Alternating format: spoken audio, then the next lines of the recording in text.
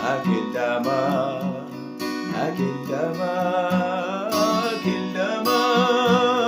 የደምድን እግዚአብሔር ያስበን በእሱ ምሕረት አኬልዳማ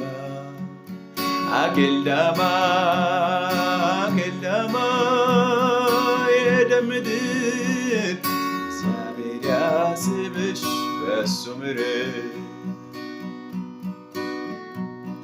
የብዙ ሺህ ሰው ደም ጠጥተሻል፣ ያም ቢሆን አልረካም ብለሻል።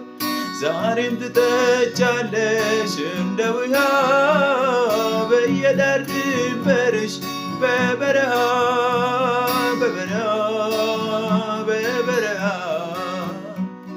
ዛሬም ደም ይፈሳል እንደ ውሃ። አኬልዳማ